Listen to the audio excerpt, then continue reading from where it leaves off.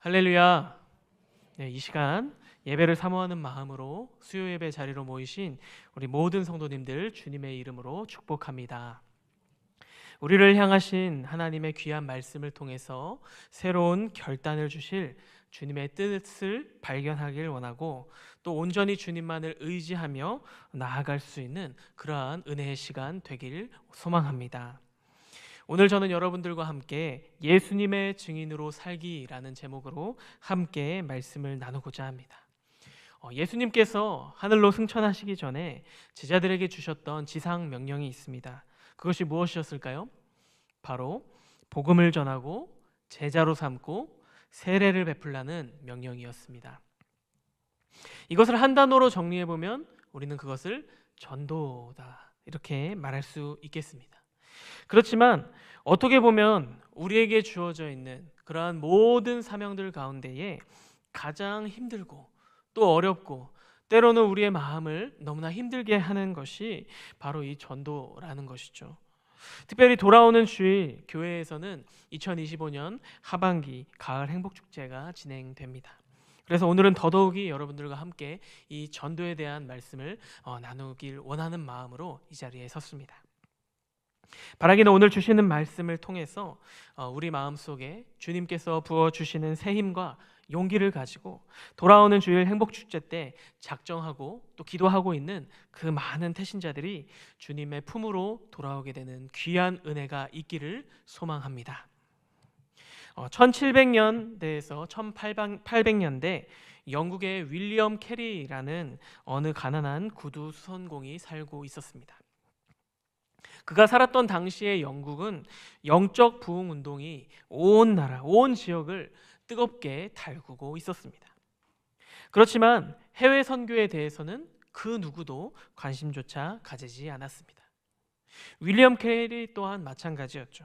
그가 23세 때에 침례를 받고 목사의 꿈을 키우게 되어 결국 시골의 작은 교회, 작은 침례교회의 담임 목사로 그렇게 부임하게 되었는데 그도 바쁜 목회 일정으로 인해서 선교에는 관심조차 갖지 못했습니다.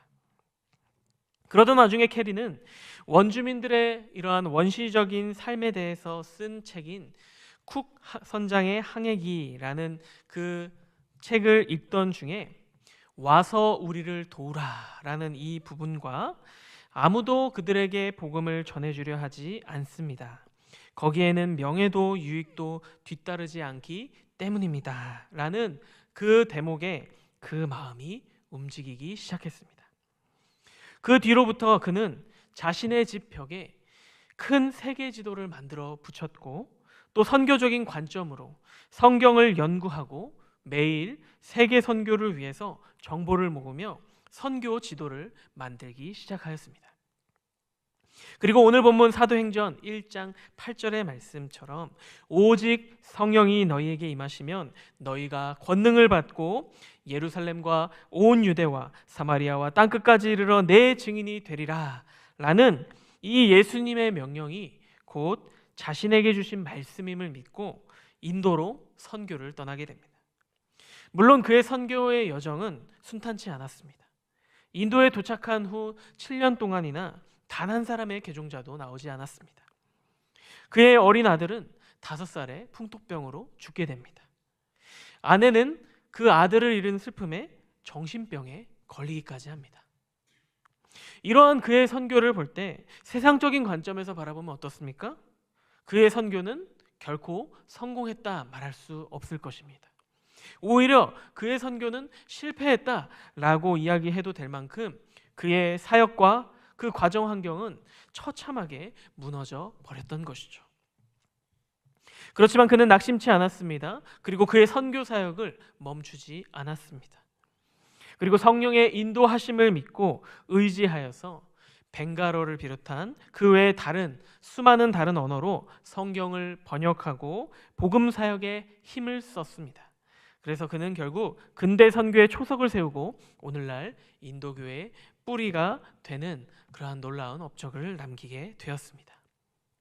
우리가 방금 나누었던 이 윌리엄 캐리의 인생을 돌아보면 그의 삶 자체가 선교요 전도였음을 우리는 알 수가 있습니다.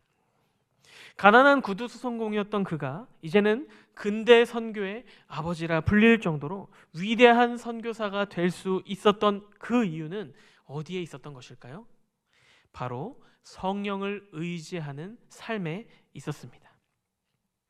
오늘날 이 시대를 살아가는 우리에게도 성령의 역사하심을 통해서 이러한 놀라운 권능이 나타나 귀한 전도의 열매를 맺게 되는 풍성한 은혜를 누리시기를 축복합니다. 오늘 본문 6절의 말씀을 읽어보겠습니다. 그들이 모였을 때에 예수께 여쭈어 이르되 주께서 이스라엘 나라를 회복하심이 이때이니이까 하니.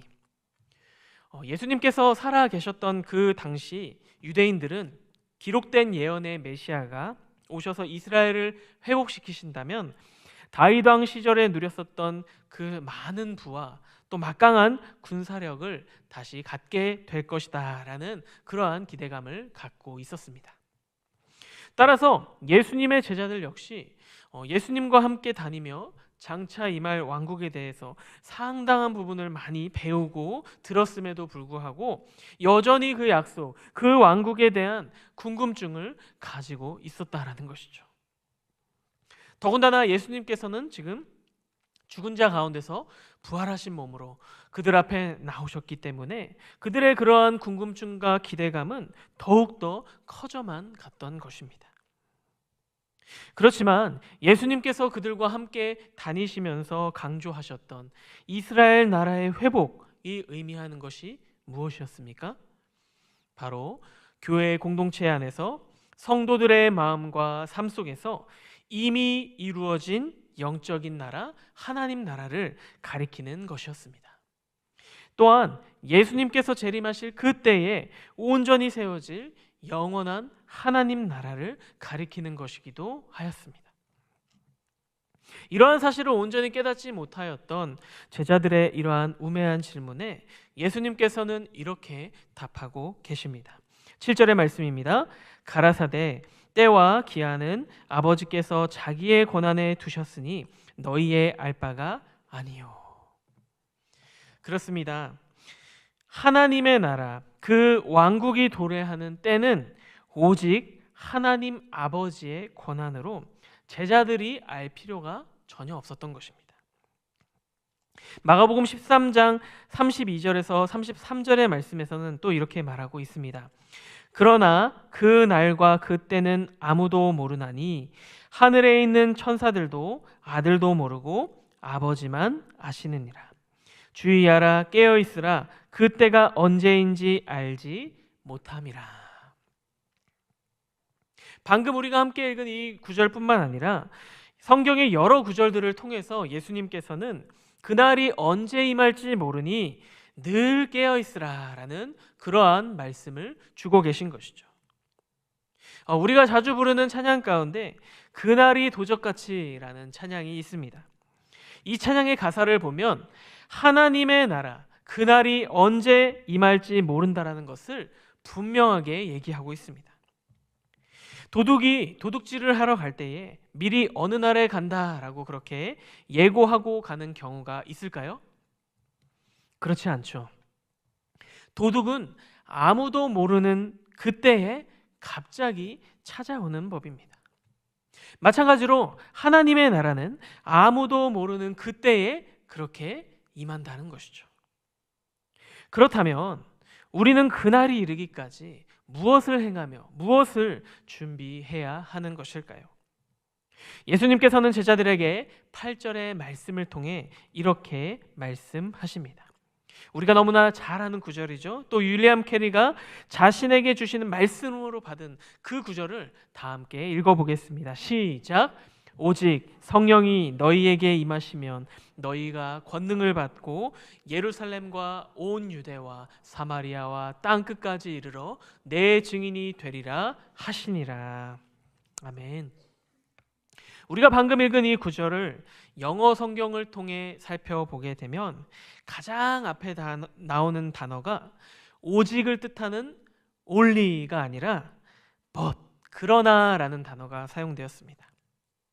앞선 제자들이 집중하고 있었던 그 나라와 그 때가 언제 임할 것인지에 대한 걱정 대신에 그러나 너희가 집중해야 할 것은 그것이 아니라 다른 데 있다 라는 그러한 말씀을 주시는 것이죠. 이 말씀은 예수님께서 승천하시기 전에 이 땅에서 주신 말씀 가운데 가장 마지막으로 기록된 말씀이기도 합니다. 따라서 이 말씀은 가장 권위 있고 중요한 말씀으로 우리 모든 성도들이 지켜야 할 지상 명령이 되는 것입니다. 오직 성령이 너희에게 임하시면, 이 성령은 사도행전의 주요한 주제이자 예수님의 생애와 교회의 사역을 연결해주는 중요한 다리 역할을 감당합니다. 우리가 알고 있는 성령은 어떠한 분이시죠? 성삼위 하나님의 세 위격 중 한 분으로 우리와 가장 밀접한 관계에 계신 분이시죠. 요한복음 16장 7절 말씀에 그러나 내가 너희에게 실상을 말하노니 내가 떠나가는 것이 너희에게 유익이라. 내가 떠나가지 아니하면 보혜사가 너희에게로 오시지 아니할 것이요 가면 내가 그를 너희에게로 보내리니. 예수님께서 직접 자신이 떠나가야지만 너희가 성령을 통해서 더 큰 유익을 얻게 된다라고 그렇게 말씀하실 정도로 너무나 중요한 역할을 감당하고 계신 것이죠. 이러한 성령은 사도행전 2장에 나오는 것과 같이 맨 처음 오순절 마가의 다락방에 모여 있었던 제자들에게 임하였습니다. 당시 시대에는 특정한 목적을 위해서 특정한 개인들에게만 성령이 임하셨던 반면에 오늘날 우리가 살아가는 이 시대에는 이미 모든 성도들의 삶 속에 성령께서 내주하고 계시는 줄로 믿습니다. 따라서 우리가 구해야 할 기도가 있습니다. 그것이 무엇일까요? 바로 성령 충만입니다. 그분의 능력으로 맡겨주신 그 모든 사역을 감당케 하시고 여기에 더해 전도의 사명 또한 능히 감당할 수 있게 하여 달라는 간구가 필요하다라는 것입니다. 바라기는 오늘 우리에게 주시는 이 말씀을 통해서 이 자리로 모이신 우리 모두에게 성령 충만하여서 윌리엄 캐리와도 같은 그러한 귀한 전도의 사람들로 세워지는 은혜가 있기를 소망합니다. 성령께서 우리의 입술을 열어주시고 우리의 마음을 움직여 주셔서 담대히 복음을 증언할 때에 하나님이 일하시고 하나님이 역사하셔서 그 복음을 전해듣는 모든 자들의 마음을 변화시키실 줄로 믿습니다. 이러한 역사가 우리 가운데 풍성하게 일어나기를 소망합니다. 이어서 8절의 말씀을 다시 한번 살펴보도록 하겠습니다. 성령이 임하시면 그들이 어떻게 된다라고 나와 있죠? 권능을 받는다라고 말하고 있습니다. 여기서 말하는 이 권능은 어떠한 권능을 말하는 것일까요? 예수님의 사명을 온전하게 감당하기 위해 주어지는 권능인 것입니다. 이 권능은 헬라어 단어로 디나미스인데요. 힘과 세력 그리고 능력과 역량 등을 가리킬 때 사용되는 단어입니다. 특별히 강력한 폭발력을 자랑하는 다이너마이트의 어원이 바로 이 디나미스인데요. 우리 교회에도 전도 폭발 훈련이 있지 않습니까? 그 전도 폭발이라는 것의 의미도 아마 여기서 나왔을 것으로 생각이 되어집니다. 따라서 본문이 말하고 있는 권능이라는 것은 단순히 치유와 방언, 예언과도 같은 그러한 은사적인 능력을 넘어서는 우리가 받은 그 사명을 온전히 감당하기 위해 주어지는 용기와 담대함과 확신과 통찰력과 권위 등을 포함하는 것으로 우리는 이해할 수 있는 것입니다. 그리고 이 모든 권능이 무엇을 위해 온다고 말씀하셨죠? 바로 예수님의 증인으로 살아가기 위해 주어진다라는 것입니다. 이것이 바로 오늘 말씀의 핵심인 것이죠. 예수님의 증인된 삶을 살아가는 데에는 반드시 무엇이 따라옵니까? 전도가 따라오게 되는 것입니다. 그렇다면 우리는 어떻게 전도를 해야 하는 것일까요? 사실 우리는 이미 이 질문에 대한 답을 너무나 잘 알고 있습니다. 제가 앞서 말씀드렸던 그 최선의 전도 방법, 그것이 무엇이었죠? 바로 우리의 삶이 먼저 성령 충만해지는 것입니다. 이러한 성령 충만한 삶을 살아갈 때에 성령께서 부어주시는 크신 권능으로 말미암아 우리에게 가장 좋은 전도를 할 수 있는 길이 열려지게 되는 것이죠. 그렇지만 여기에는 한 가지 주의해야 할 점이 있습니다. 그것이 무엇일까요? 바로 그 성령의 권능을 우리 자신의 능력으로 착각하는 것입니다. 우리는 종종 하나님의 뜻을 이루기 위해 무엇을 해야 하는지에 대한 많은 고민과 생각을 하죠. 이러한 노력과 열심이 과해지다 보면 나도 모르는 새에 나의 힘과 나의 능력으로 그 모든 일들을 감당하고자 하는 그러한 모습이 드러나기 마련입니다. 그렇지만 그러한 방법으로는, 나의 힘과 나의 노력, 나의 방법으로는 결코 능력 있는 증인의 삶을 살아갈 수가 없는 것입니다. 오직 성령께서 부으시는 권능을 통해 일하고 행할 때야 비로소 능력 있는 그리스도의 증인이 될 수 있습니다. 그렇다면 우리는 어떻게 해야 성령께서 주시는 그 권능을 바르게 분별해 나아갈 수 있는 것일까요? 우선 첫 번째로는 말씀을 따라 인도받는 삶이 되어야 합니다. 내 뜻과 내 생각이 앞서려 할 때 말씀은 언제나 우리의 삶이 주님보다 앞서지 않도록 우리를 꽉 붙잡아 줍니다. 최근 우리가 계속해서 주일에 아브라함의 이야기를 묵상하고 있지 않습니까? 저는 그 아브라함의 이야기를 들을 때 가장 많이 듣게 되는 생각이, 사람이 아무리 자기의 뜻을 세워 자기의 방법대로 살아가려 해도 결국 그 뜻을 이루시는 분은 하나님이시다라는 그 사실이 계속해서 떠오르게 되었습니다. 하나님께서 정해놓으신 그 시간표 속에서 우리를 선하게 이끄시고 또 빚어가실 그분의 계획과 섭리 가운데에 우리의 모든 삶을 맡겨드릴 때 성령께서는 우리에게 그 모든 일들, 모든 상황과 여건들을 열어주시고 그것들을 능히 감당할 수 있는 지혜와 능력을 부어주실 줄로 믿습니다. 두 번째로는 기도하며 인도받는 삶을 살아가는 것입니다. 기도하지 않으면 성령의 권능과 역사는 드러나지 않게 됩니다. 우리가 행복축제 태신자들을 작정하고 열심히 기도하고 있는 이유는 무엇입니까? 우리의 힘으로는 그 태신자들의 마음을 돌이킬 수 있는 방법이 없기 때문입니다. 그렇지만 성령께서 일하시고 그 태신자의 마음을 친히 만져주신다면 어떻게 될까요? 불가능이 가능케 되는 역사로 바뀌게 될 줄로 믿습니다. 지금 성령의 권능과 역사가 우리를 통해 드러나지 않는 것 같다 여겨지지 않으십니까? 그렇다면 지금 기도의 자리로 나아가시기 바랍니다. 특별히 돌아오는 금요 성령 집회 가운데 나오셔서 함께 모여 기도할 때에 놀라운 성령의 권능과 역사가 우리의 삶을 통해, 우리의 모든 시간을 통해 드러나게 될 줄로 믿습니다. 다시 본문으로 돌아와서 예수님께서는 제자들에게 친절하게 전도의 대상과 범위 또한 지정해 주십니다. 어디에서부터 어디까지라고 말씀하시는 거 아니? 한번 말씀을 다시 한번 보면 예루살렘과 온 유대와 사마리아와 땅끝까지라고 말씀하십니다. 이 말씀을 우리에게 적용해 본다면 어떻게 될까요? 우리가 살고 있는 봉담, 와우리에서 한국과 북한과 온 세계 열방에 이르기까지 복음을 전해야 한다라는 말씀이 되는 것이겠죠. 이 말씀은 곧 전도의 대상과 범위는 이 세상 그 어디, 그 누구라도 될 수 있다라는 것입니다. 다만 우리가 말씀의 순서로 볼 때 작게 좁은 범위에서 시작되어 점차 확장되는 것을 통해 먼저는 내 가족, 내 가정, 그리고 가까운 이웃에서부터 전도가 시작되는 것이 좋다고 생각됩니다. 물론 그렇다고 해서 우리 주변에만 전도를 하고 끝나느냐? 그래서는 안 되겠죠.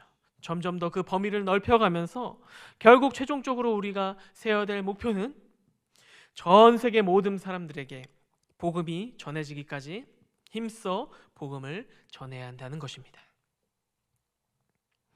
사실 앞선 내용을 통해서 오늘의 말씀의 핵심은 다 전달이 되었습니다.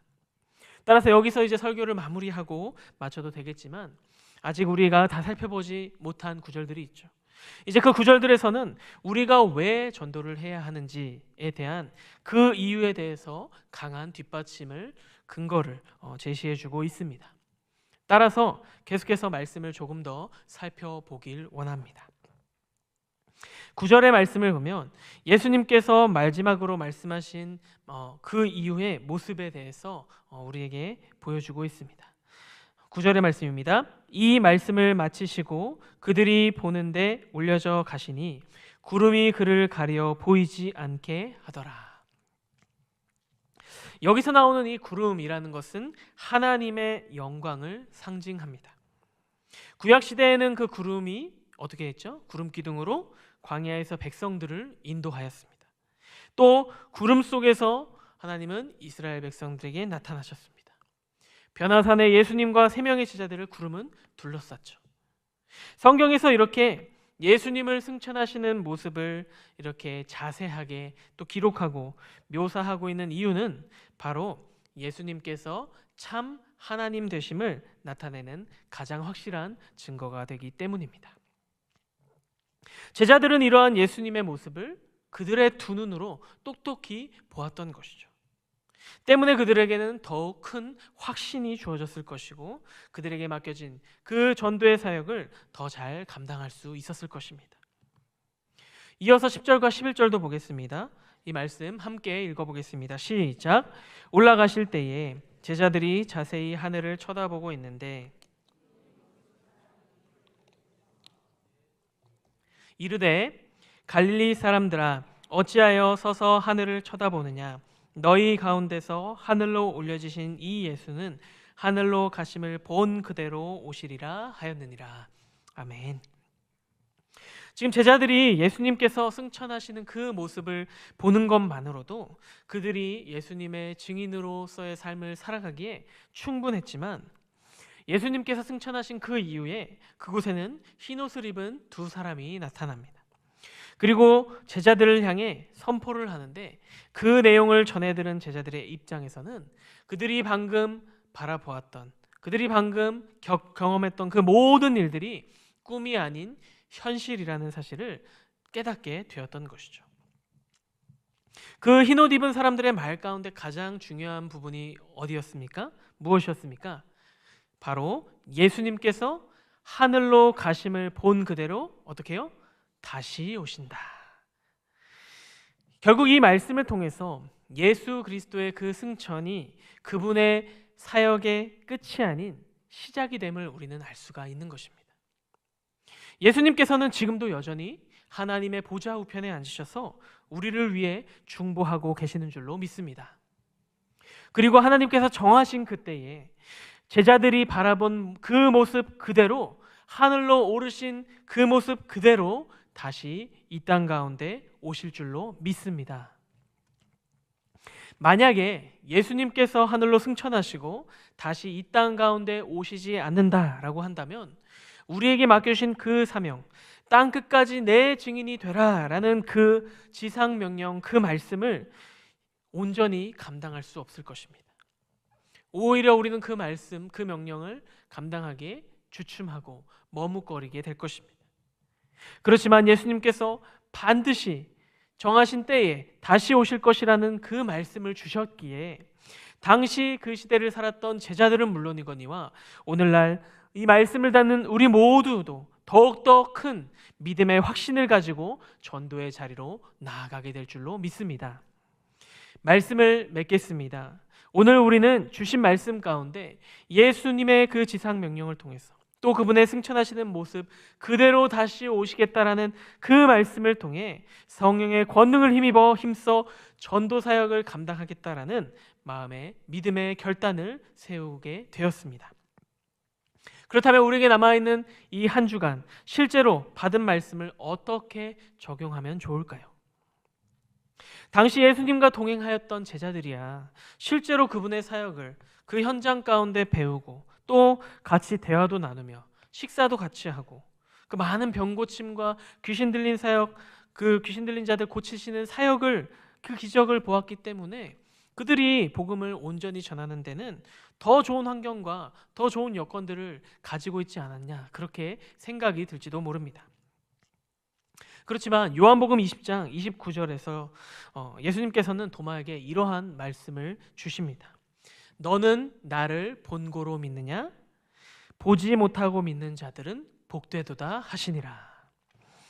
그렇습니다. 우리는 어떻게 보면 당시 그 시대를 살았던 예수님의 제자들보다 더 나은 환경과 더 나은 전도 조건이 있었을지 모르지만 우리는 그들이 가지지 못한 것이 있는데 바로 우리에겐 더 복된 자들이 될 수 있는 기회가 주어져 있다라는 것입니다.